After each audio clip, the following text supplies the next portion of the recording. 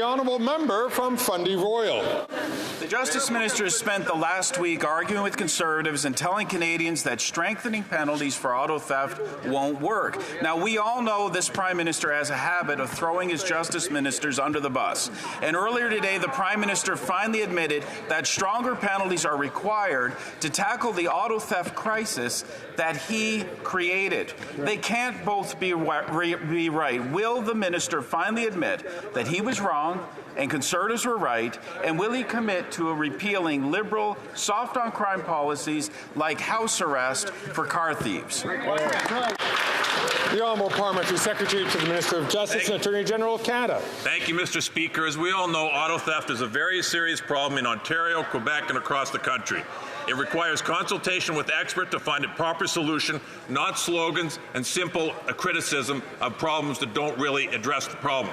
So today, we've had the Auto Summit. We brought in people from all the provinces, the police associations, different levels of governments, and they were going to come up with constructive solutions that are going to address the issue. Thank you, Mr. Speaker. The honourable member from Fundy Royal. Auto Summit is not what Canadians are calling for. They're calling for action. Auto theft in Toronto is up 300%. In New Brunswick, 120%. This is the Liberals' own numbers since they took office.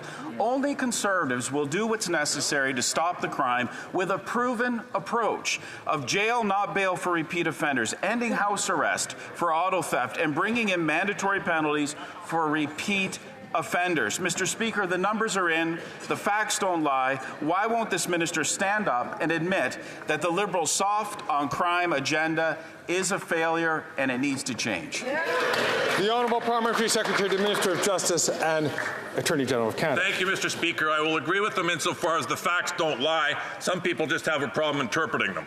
Because the reality is we have toughened the sentencing requirements for auto theft. We have improved and strengthened the bail system. We have improved the system in a way that is going to protect Canadians and keep them safe. Thank you, Mr. Speaker.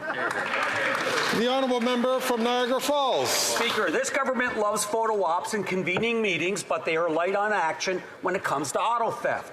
This government's own news release shows auto thefts in Toronto have increased 300% under their watch. At home, Niagara Regional Police indicated they were investigating some 30 auto thefts just from January. The Prime Minister is responsible for the ports, the CBSA, the RCMP, and the Criminal Code. It's time to stop the crime. Will this PM reverse his soft-on-crime, catch-and-release policies that have helped cause this auto theft crisis? The Honourable Parliamentary Secretary to the Minister of Justice and Attorney General for Canada. Speaker, as I've said already, this is a problem that requires consultation with all of the parties involved. Industry, different levels of government, the law enforcement community. Slogans are not going to find a solution. Jenny Byrne has obviously been hired by the bumper sticker industry, and that's her pool over there for drafting them. Thank you, Mr. Speaker.